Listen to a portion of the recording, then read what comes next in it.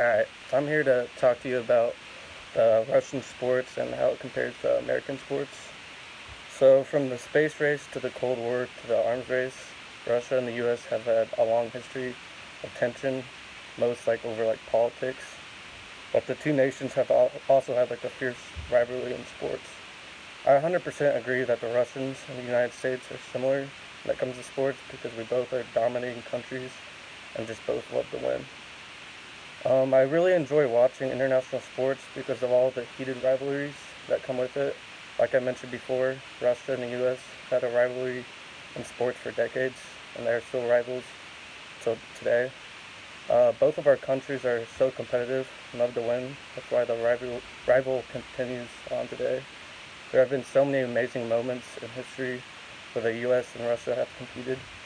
Sports don't just affect the athletes and coaches, but it affects the whole nation as a whole because of all the politics and differences that each country has, including Russia.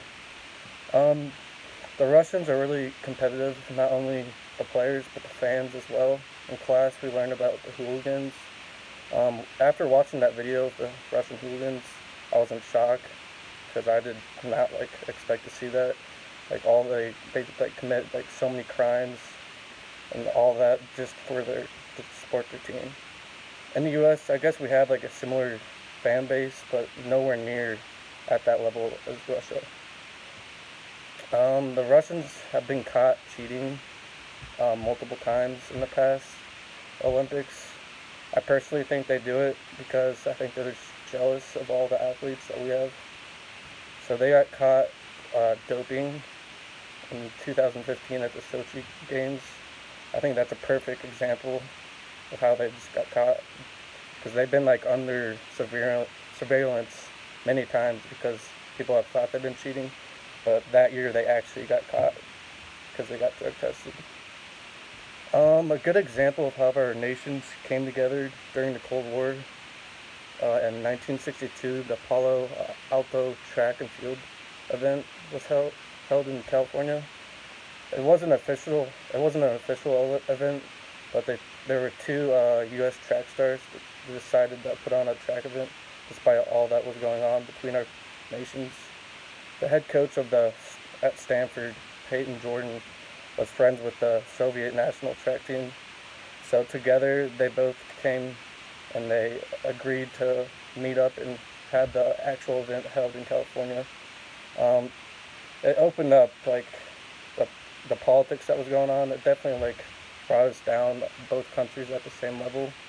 There were American families that opened their homes to Russian athletes, and there were over 80,000 fans that attended the two-day event.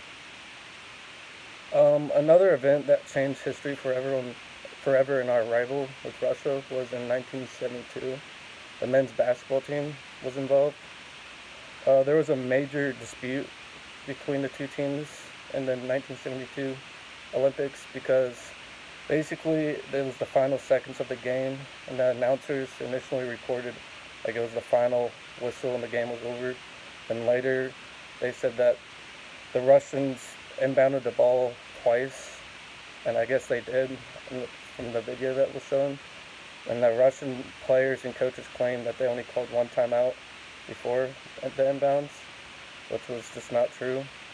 So the U.S. team was so furious they didn't even accept the medals, and then till today, the medals still are in a Swiss vault, which I think takes a lot of pride for those athletes.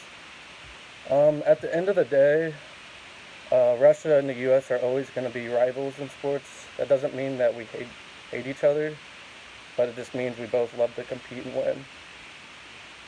Thank you.